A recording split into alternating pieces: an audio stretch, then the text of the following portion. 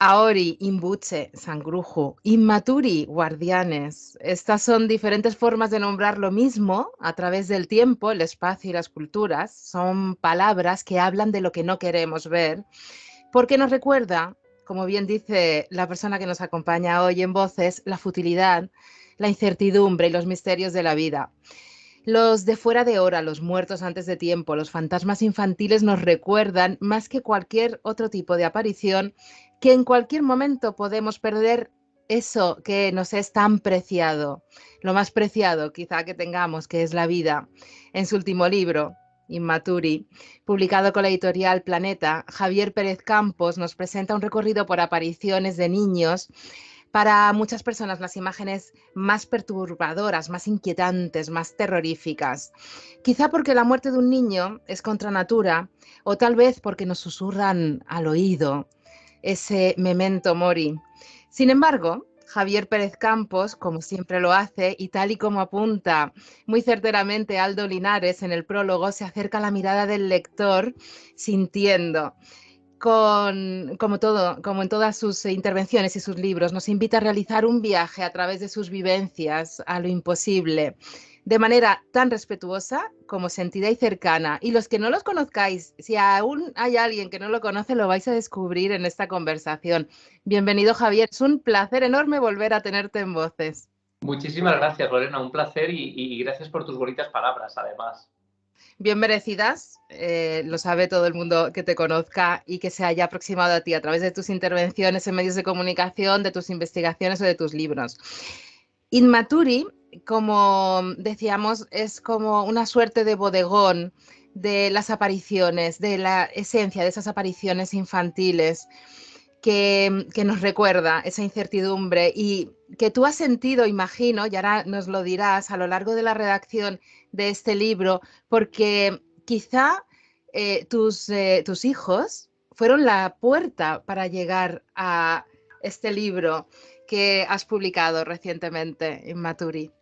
Bueno, qué bonitas palabras estás diciendo, Lorena, porque has dicho bodegón de las apariciones, que me encanta este libro como un bodegón antiguo, ¿no? Donde se recogían estos fenómenos un poco que se salían del ordinario. Y esta otra frase que también has dicho, que tus hijos fueron la puerta. Qué bonito, porque de alguna manera fue así. Digamos que el fantasma del niño siempre me ha interesado por lo icónico, porque a nivel cultural me parece que tenía una fuerza que no se parece a nada y siempre me ha interesado, ¿no? Pero cuando nacen mis hijos, hace 3 años, esa mirada y esa perspectiva del fantasma del niño, digamos que madura y se llena también de otras cosas, ¿no? Se llena de esos miedos que van en el ADN, se llena de esas preocupaciones por la pérdida de la infancia, por el desarraigo de lo más sagrado que es un niño y de cómo la muerte del niño se convierte en el fondo en el mayor desastre que puede ocurrir o en el mayor fracaso para una sociedad, ¿no? Por tanto, el libro, en el fondo, es una óptica sobre algo que nos aterra desde el origen de los tiempos.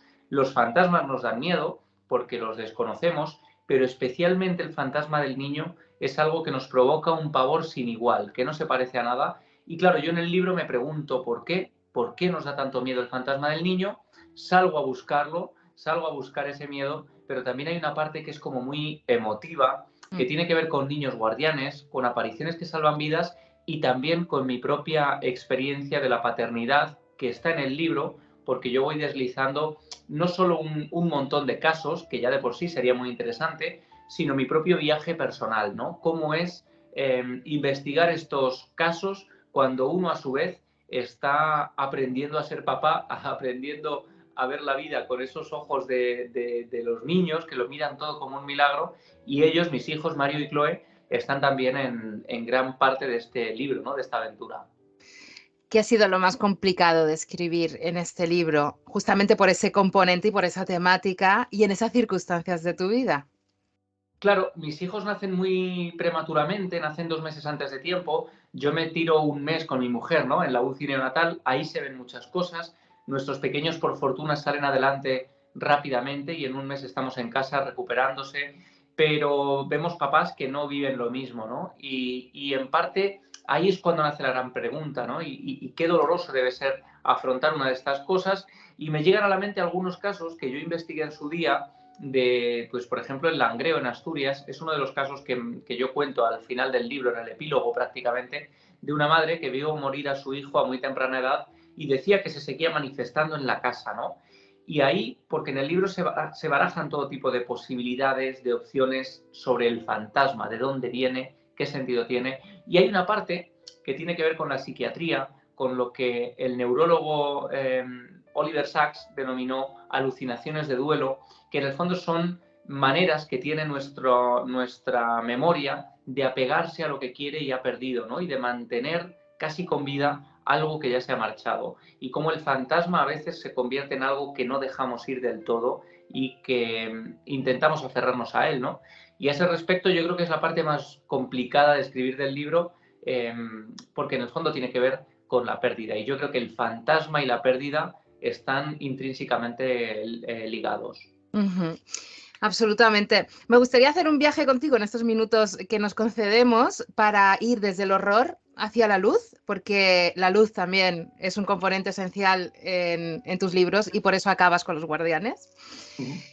Eh, Hacia esos Inmaturi hay algo que me ha sorprendido, bueno, hay muchas cosas que me han sorprendido en el libro que desconocía absolutamente, pero ese uso de los fantasmas y sobre todo de los Inmaturi para aterrar a los enemigos que hacían los romanos, por ejemplo, es una de las cosas más inquietantes y alucinantes, porque dices, ¿cómo puede ser? O sea, ¿qué efecto tenía? Y al final dices, aunque sea escéptica, eso está ahí en la historia.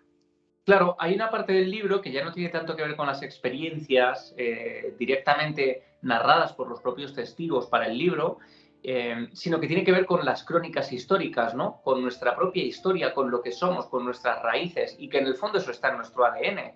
Y en la antigua Roma, fíjate, hace poco, Lorena, estaba yo con los periodistas, con un grupo de periodistas que llevamos a Mérida, al Parador, que es una parte fundamental del libro, y después visitamos el Museo de Arte Romano de Mérida. Y ellos alucinaban, porque claro, es gente acostumbrada evidentemente a la política, a la actualidad, a la información, que estos temas quizá no son parte de su día a día como es en mi caso, ¿no? Y cuando yo les llevaba al Museo de Arte Romano de Mérida y les enseñaba, por ejemplo, que hay tumbas que tenían unos conductos que se llamaban libaderos, casi como pequeñas tuberías por las que en la antigua Roma se vertía bebida, alimento, para contener la ira de los espíritus, para mantenerlos contentos y evitar que regresaran del otro lado. Bueno, pues eso existe y se puede visitar. Y gran parte también de la parte funeraria extraña que hay en el Museo de Arte Romano de Mérida son unas tablillas de maldición en las que se inscribía el nombre del enemigo, se inscribía también el nombre del fantasma al que tú invocabas y que se colocaban en la tumba para despertarlo. Y los nigromantes, que eran más poderosos en esa época, en la antigua Roma, eran los capaces de invocar precisamente a los fantasmas de los niños para lanzarlos contra su enemigo, ¿no? Yo cuento en el libro algunos ejemplos como Batinio, como las brujas, incluso unos relatos de brujas que intentan hacerse con el cuerpo de un bebé para hacer un tipo de hechicería muy particular. En fin, cómo en el fondo el fantasma del niño se ha utilizado incluso como arma para acabar con el enemigo. Dices, a colación de eso, los Inmaturi eran sin duda los más efectivos, los que despertaban una sensación más honda y descontrolada en la víctima, que quedaba totalmente desestabilizada tras el encuentro, desestabilizada psicológicamente y espiritualmente, absolutamente. Claro, claro, ten en cuenta que el fantasma del niño nos aterra por muchos motivos, ¿no? Lo primero de todo es que es la muerte más antinatural que se puede producir, es el mayor desgarro a nivel social que se puede vivir, ¿no? Yo creo que la muerte del niño es lo peor que nos puede pasar como sociedad, es el mayor fracaso, literalmente, de una sociedad. Y por otro lado, es algo que no debería suceder, ¿no? Algo que acaba de nacer, ¿cómo puede morir? Son como las dos caras de una moneda, la vida y la muerte, confrontadas una encima de la otra. Eso es algo que nos choca. Y finalmente, el niño expresa sus emociones de la manera más pura, ¿no? El amor lo llena todo, el amor de un niño, pero también el enfado y el odio son incontrolables. Y especialmente de un niño que no entiende lo que es la muerte, que es un fantasma perdido y que cuando regresa lo hace con todas las emociones, ¿no? Y eso nos provoca ese miedo tan especial. Incluso puede provocar bajas laborales, como bien cuentas, en la casa del niño, que es increíble, ¿no? Oír a ese guardia de seguridad cómo se está contando en la investigación que no puede estar incluso en ciertos lugares y lo manifiesta de manera abierta, casi como un niño también, desprovisto de la seguridad de la madurez, ¿no? Que nos quedamos totalmente desnudos ante ese miedo. Sí, efectivamente, la casa del niño aparece en el libro, además es curioso porque yo voy metiendo, y es muy interesante, ¿no? Yo voy metiendo fotos, Mm. el libro está lleno de fotografías, de Es material precioso. gráfico. Bueno, hay que Sí, decir que es una edición preciosa como todos tus libros. muchas Es gracias. tocarlo, tenerlo, es una maravilla también. Claro, es lo bonito, ¿no? El libro casi como un objeto que es también protagonista. Hay códigos QR, hay imágenes, hay grabados, hay mapas. De alguna manera es como si fuera mi cuaderno de campo, ¿no? El que me acompaña a todas partes. Y la Casa del Niño es un escenario fundamental en este trabajo porque yo estuve allí en Canarias, es un lugar que ya es casi el esqueleto de un edificio, de todo lo que fue un edificio de época franquista, que sirvió como orfanato durante muchos años y donde después de su cierre muchos trabajadores han vivido escenas imposibles, ¿no? Y entre ellos los vigilantes, vigilantes por cierto curtidísimos, acostumbrados a trabajar en lugares de todo tipo, incluso en fábricas inmensas, me contaban, en medio del bosque, que eso sí que impresionaba porque había muchos ruidos que se colaban. Y uno de los vigilantes a los que yo entrevisto en el libro es precisamente uno que pide una baja laboral por unas experiencias que le van ocurriendo. Y es todo casi un relato de película de terror, porque él entra a trabajar por primera vez en el turno de noche, entiende que sus compañeros parecen haberse confabulado para quitarse ellos el turno de noche y dárselo a él, que acaba de llegar. La policía termina descubriendo, ya ha estado varias veces allí, porque otros vigilantes han sentido y han experimentado cosas imposibles, y en su caso llega a presenciar como una pelotita va cayendo por las escaleras, casi como una invitación al juego desde la oscuridad de la segunda planta, donde no hay absolutamente nadie, y se producen una serie de fenómenos totalmente extraños, ¿no? Y claro, eso nos recuerda a esas películas que tantas veces hemos visto, como Al final de la escalera, donde, por cierto, Ujú. también hay una pelotita que baja y que se ha convertido en un icono del terror, ¿no? En el fondo es como ver que el cine, la literatura, la cultura y las experiencias reales que viven los testigos se dan la mano hasta hacerse casi inconfundible, ¿no? O indistinguible una de la otra. Absolutamente. Tenemos muchos guiños a todo ese universo. Al final es el universo del misterio, de lo imposible, de lo desconocido, de nuestra esencia, porque estamos, como bien dices, ligados a ello. Uno de los relatos más aterradores para mí, por lo que significa, es el de los Zuris Uh -huh. o Zuris, no sé cómo se Uh -huh. pronunciará. Cuéntanos un poquito, a pinceladas, ¿qué son esos Zuris? Bueno, efectivamente, esa es una de las partes más oscuras quizá del libro, porque tiene que ver con cómo a lo largo de la historia los niños también han sido considerados, quizá por ser lo más puro, pues algo con lo que se podría atraer a lo sobrenatural, ¿no? Incluso como la sangre del niño, como esa pureza, eso que está todavía sin contaminar, se ha utilizado para diferentes tipos de rituales. Y yo cuento casi como una crónica también de sucesos. Bueno, pues cuando me toca ir a cubrir a París un crimen espantoso, que es el de Lola Daviet, una niña que hace pocos años muere, es asesinada y su cuerpo aparece introducido en una maleta en el distrito 19 de París, ¿no? De la ciudad de la luz. Ese contraste, ese choque de esa ciudad aparentemente romántica, preciosa, y esa oscuridad de un crimen atroz cometido en el corazón de Europa, ¿no? Yo viajo para allá, empiezo a investigar.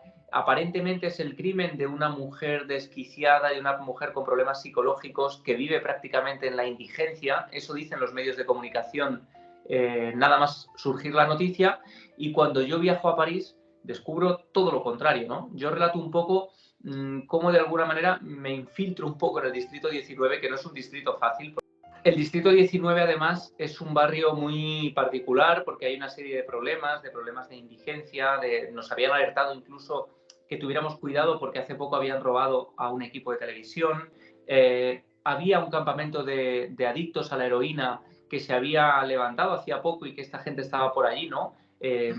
buscando cómo sacar dinero para consumir. En fin, era una situación peliaguda. Yo me voy solo allí al Distrito 19 para preguntar, para intentar conocer a personas que hayan conocido esta historia de manera directa, para sacar información, y lo que me encuentro es una información inesperada absolutamente y que llega de manera casi casual y que tiene que ver con que esta mujer ni era indigente, tenía TikTok, tenía fotografías con coches de lujo, con ropa de marca, en fiestas privadas, bueno, una serie de cosas que me hacen pensar qué está pasando, ¿no?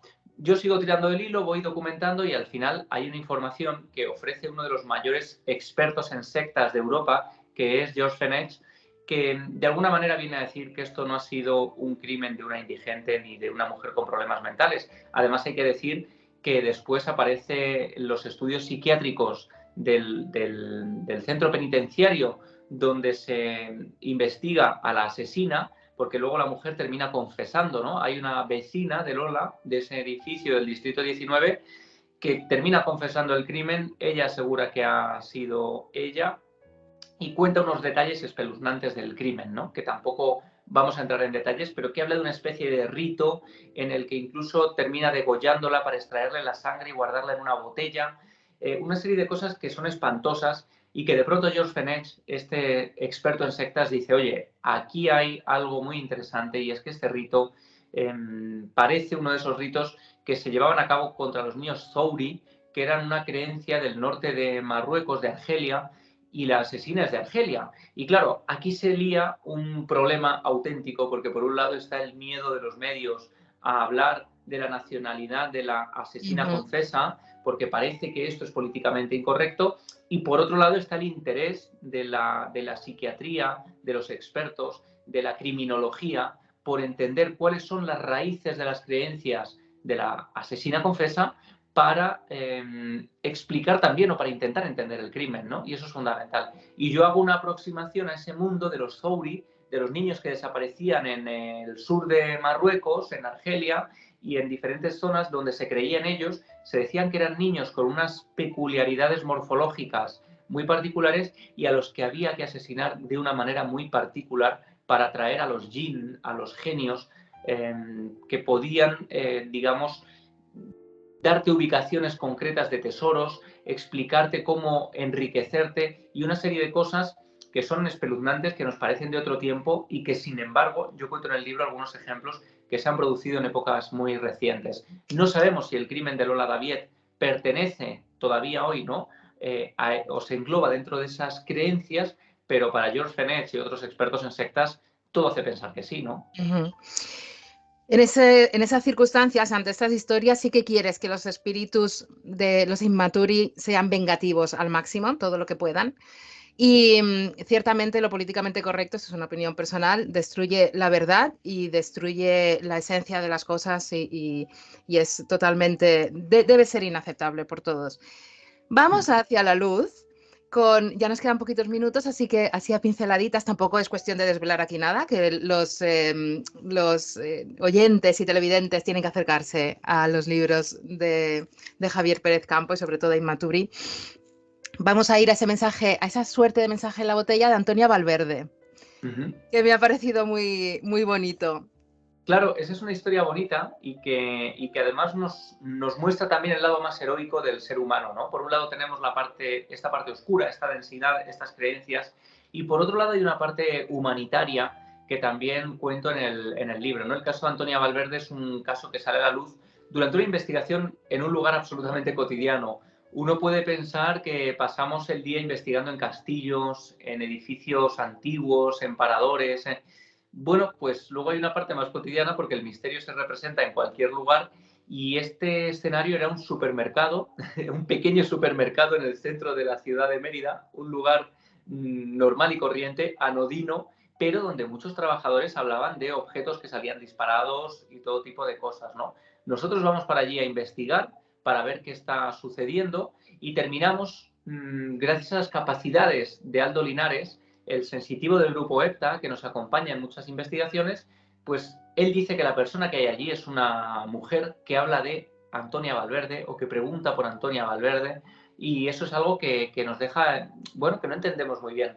Bueno, pues la historia de Antonia Valverde es una historia trágica, dramática, pero también de heroicidad, porque es la historia de una niña que muere en la guerra civil víctima de unos bombardeos en la ciudad de Mérida, y su padre, Andrés Valverde Grimaldi, que es un médico cirujano que está operando en ese momento a las víctimas, a los amputados, a la gente que llega, que ha sufrido los efectos de las bombas, pues de pronto le cuentan que su hija ha muerto, que Antonia Valverde ha muerto.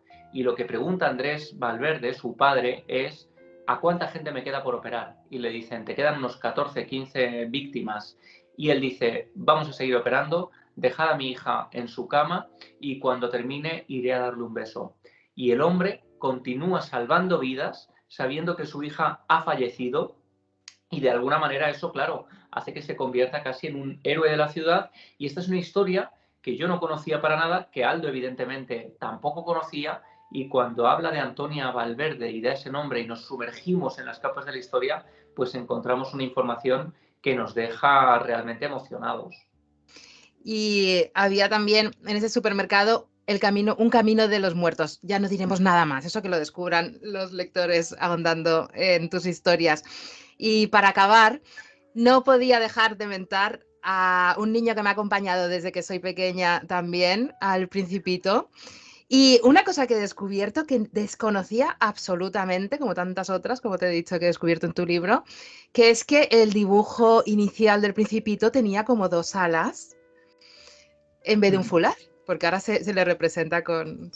Sí, por ahí tengo yo algunas ediciones antiguas del Principito, tengo algunas figuritas del Principito también, porque es un libro fundamental para mi vida. Y lo que me impresionó es descubrir que la historia del Principito podría estar inspirada en la experiencia real del autor, de Antoine de Saint-Exupéry, cuando el 30 de diciembre de 1935 sufre un accidente en su avioneta. El Principito es la historia de un aviador que cae en el desierto. Antoine de Saint-Exupéry cayó en el desierto entre las dunas del Sáhara y allí pasó varios días perdido, sin prácticamente nada que comer, nada que beber, sometido a temperaturas extremas. Y cuenta Exupéry en su autobiografía, en sus memorias, que durante ese periplo por el desierto él sufrió una serie de alucinaciones visuales y auditivas, y que una de ellas digamos que consistió en el desdoblamiento casi de su yo infantil, que salió como una voz distinta a la suya, que le alentó a seguir con vida, a mantenerse despierto, a caminar, a buscar una ruta comercial donde poder encontrar algún beduino que le salvara la vida. Va viendo luces extrañas, presencias que se le aparecen en el desierto acercándose a él, y cuando está a punto de tocarlas descubre que son casi fantasmas, que no estaban allí. Evidentemente todo esto tiene que ver, ¿no?, con esas condiciones extremas a las que él se vio sometido, pero hay un momento en el que él regresa, en el que él salva su vida, vuelve a casa, y es a partir de ese instante cuando empieza a dibujar de manera compulsiva los primeros bocetos del Principito. En el libro hemos conseguido algo muy bonito y que ha sido muy complicado, porque no es fácil conseguir estos bocetos a nivel de derechos, ¿no? Pero fíjate, aquí tenemos uno de esos primeros bocetos en los que se ve al Principito con alas, como si fuera un ángel de la guarda. Y de alguna manera, cuando le preguntan a Saint-Exupéry, sus propios amigos, sus editores, sus familiares, quién era ese niño al que no paraba de dibujar constantemente, él decía que era un hombrecillo al que guardaba especial gratitud, ¿no? Y sufrió mucho cuando escribió esa última página del Principito, porque de alguna manera era como despegarse ya para siempre de ese niño que le había acompañado quizá en uno de los momentos más duros y más complicados de su vida. Antes de ser derribado, Exupéry deja una nota en su despacho y dice: si me derriban, no extrañaré nada. El hormiguero del futuro me asusta y odio su virtud robótica. Yo nací para jardinero, me despido. Quizá una de nuestras responsabilidades ante esto tan esclarecedor o visionario que está escribiendo Exupéry es ser todos jardineros para que haya más Exupéry en el mundo. Antes de despedirnos, dinos dónde vas a estar en Valencia en noviembre. Me lo ha chivado un pajarito, lo tengo por aquí, pero si lo tienes en mente, sí, ¿dónde te podemos ver? Pues mira, va a ser muy bueno, va a ser muy bonito, porque todas estas historias las voy a contar dentro de poquito en Valencia, concretamente en Alfafar. Va a ser el 4 de noviembre a las 6 de la tarde en el edificio Sanchís Guarner. Y ahí voy a hablar precisamente de todas estas historias. Va a haber firma de libros, la gente puede conseguir también el libro ahí y podérselo llevado firmado y además sellado, porque tengo un sellito muy bonito de la buena suerte, Ah, que es el pequeño Inmaturi. No sé si tú has hecho la prueba de quitarle la solapa al libro y siempre, cuando con la tus libros quitas, siempre. que bueno, siempre hay alguna sorpresa, ¿verdad?